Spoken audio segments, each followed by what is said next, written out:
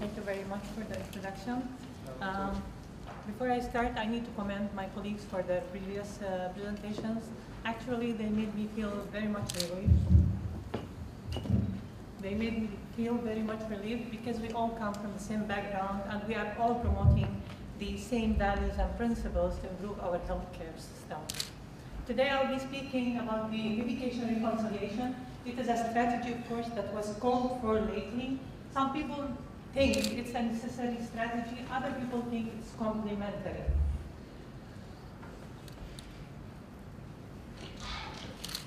Our roadmap for the presentation today is as follows. First, we'll start with a summary, then definition of terms, historic perspective, medication reconciliation background, key elements for effective medication reconciliation process, steps for successful implementation of medication reconciliation process, challenges to effective medication reconciliation process implementation, and then we will conclude with our recommendation.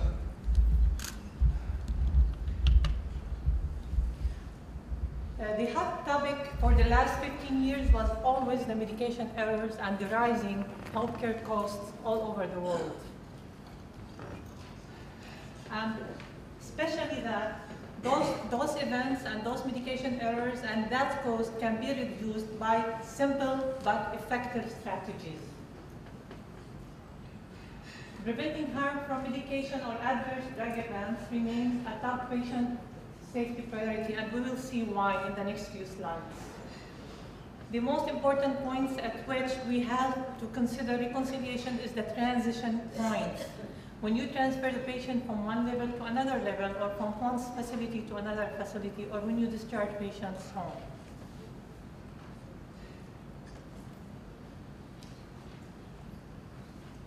In the next few slides, we will come across the following terms. Medication reconciliation.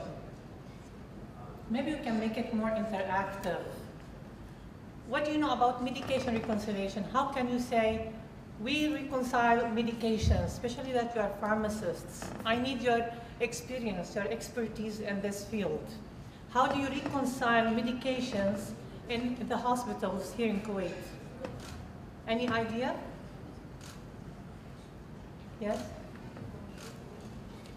You have to make sure that in the case of transition of care between primary care and secondary care patient, we have a list of the updated list of the medication that we have, and to make sure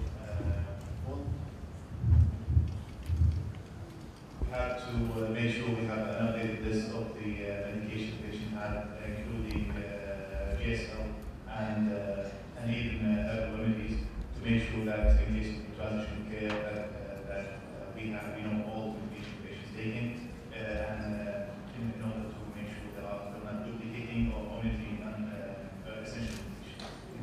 Thank you very much. Excellent. So do you ever ask your patients to get the medications with them to the hospital? Have you ever asked the patient, what medications are you getting at home? Do you know about have you ever heard about the brown medication bag versus the white medication bag? Okay. When we say brown medication bag, is the bag that contains all the family medications. But when you go to the white medication bag, it means it is an individual medication bag for each and every individual. And when we say medication, we don't only mean the prescription medication. So even over the counter, the Panadol, it has to be reconciled. What else? Vitamins, herbs. These all medications, these are all things that need to be reconciled and need to be added to the medication list of the patients. Why do we do that? We do that because we want to prevent the duplication of medication. As he said, we need to prevent drug-drug interaction, and we need to prevent also drug-patient interaction. The next term is the transition of care. For each hospital, for each patient visit, there is a blueprint. Patient gets into the hospital. Sometimes he goes straight to the ER or to the ambulatory care, the outpatient department. From there, he might get back home, or he might be admitted to another level of care. Okay, from the inpatient ward or floor, the patient can be transferred to a higher level of care, which is the ICU or the OR. These are all called transition points, the point at which the patient is transferred from one place to another, or the patient is discharged home from that level of care. The third term is medication errors. I think everybody is very well aware about medication errors. The most important thing in this definition is preventable event. Yes, it happens, but it can be prevented in most of the cases. And adverse drug events, actually these events are resulting from recommended doses, from the commission of the medication. So the professional is not doing anything wrong. They are following the orders, yet the patient is complaining or is experiencing an adverse event. As my colleague said, it ranges from mild, like a dry mouth, to a severe reaction, and it might reach to death.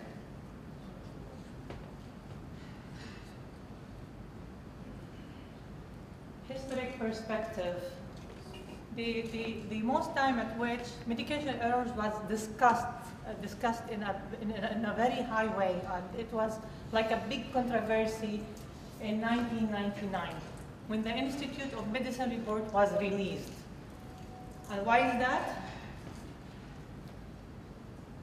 Because that report indicated that one medication errors, and sometimes it is even more than one, occurs in each hospital.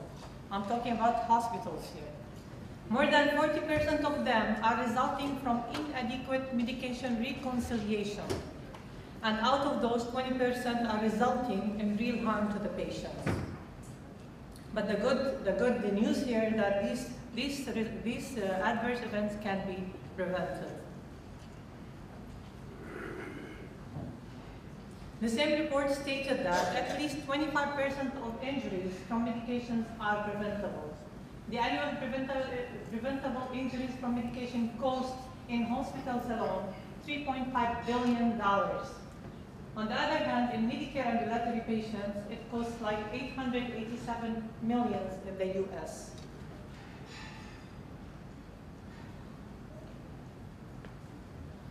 Look at this slide.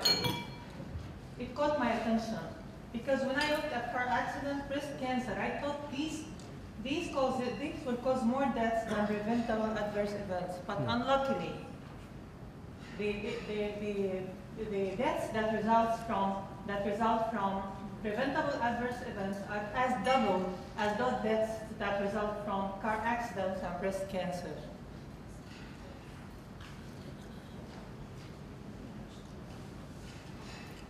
When the IOM stated the estimates for the deaths resulting from adverse events and medication errors in clinical settings, the low estimate was at 44,000 deaths per year resulting from medication errors and adverse events, and the high estimate is 98,000 deaths. And this reflects the fourth and the eighth leading causes of death in the world.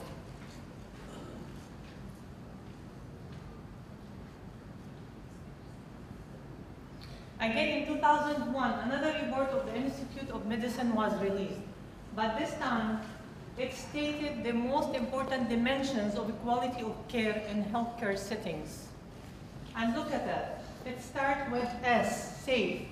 You can memorize it as T. Safe, timely, effective, efficient, equitable, and patient-centered care. And when we are talking about the medication reconciliation, we promote safety by implementing such a strategy. To be effective, it has to be done on timely basis. It has to be effective, and I'll tell you how in the next few slides.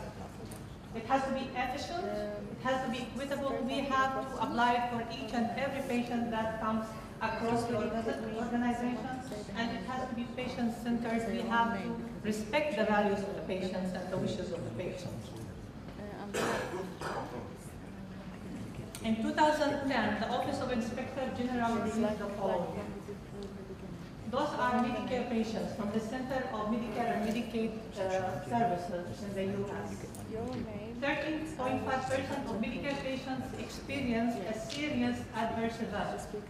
And most common cause, the most common cause was medication. Out of those, 13.5 experienced temporary harm during hospitalization. And again, the most common cause was the medications. So is it really important to think about strategies to decrease or to reduce the medication errors and adverse events in hospitals? It is, it sure is. Let's talk about the medication reconciliation background. Why and how did it evolve? We can't talk about the medication reconciliation without coming across the national patient safety goals. The Joint Commission in the US started to establish a list of patient safety goals that they think are the most important in the US based on facts and statistics, numbers. So it was effective the first time in January 2003, and it was reviewed on periodic basis. The last update was on 2014. In 2005, medication reconciliation was included as a national patient safety goal. It was patient safety goal number 3, and it remained as is till 2014. From 2005 to 2008, the Joint Commission expected that the hospitals will implement strategies for medication reconciliation. But unfortunately, in 2009, they stopped scoring the hospital on such a practice because they couldn't find a proven history or proven strategy, effective strategies to have it done in a perfect way.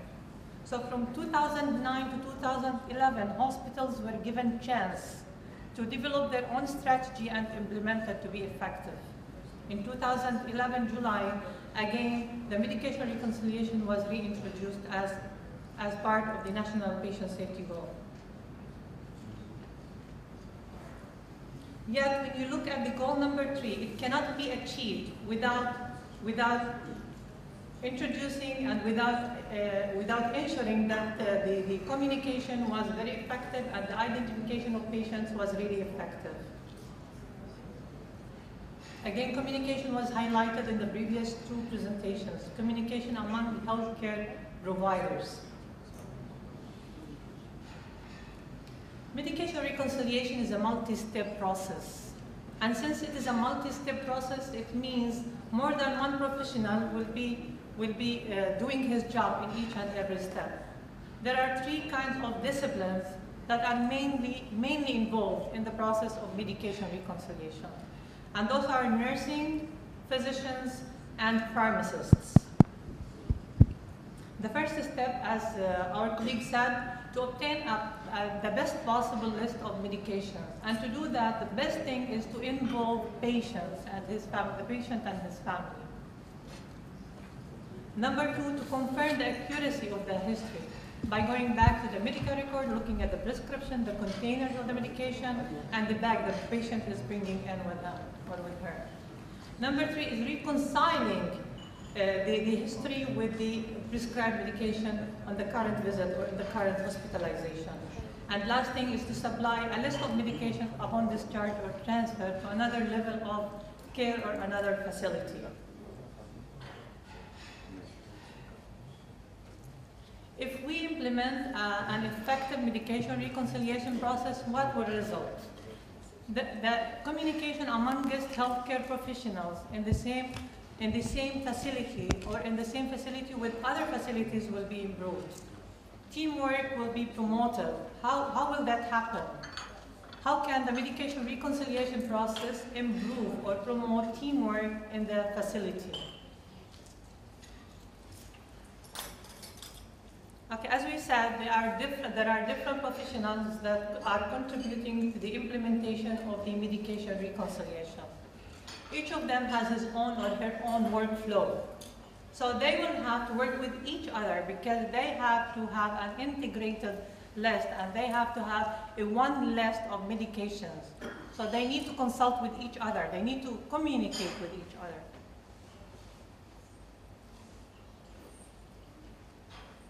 prevent medication errors associated with the handoff of care. That's why we say when you transfer the patient from one place to another, or when you discharge the patient to another facility, you need to have a firm. You cannot do the verbal handoff communication. There has to be a firm, and there is a firm, I think, in the accredited organization here in Kuwait and other countries, of course.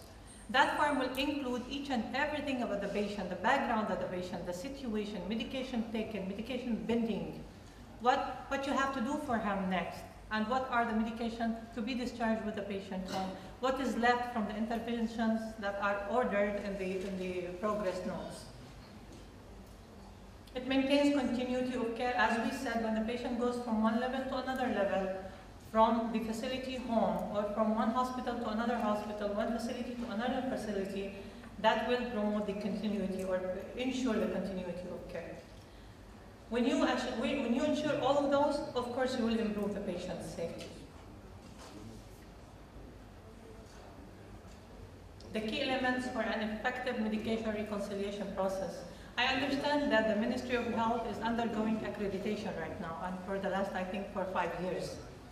So you need to implement this, and to implement it the right way, you have to start with defining the steps of the process. Once it is defined, you have to allocate responsibility and accountability. Each one will know where to contribute in the process, whether she was a nurse or he was a physician or a pharmacist. Consider the use of standardized form. When you have standardized form, it will be like a culture. Everybody will know where to go and where to find the orders. To have an explicit time frame, and how is that? By having a policy and procedure that states when the medication reconciliation has to start by whom, and what is the role of the next professional, and when to close that chart.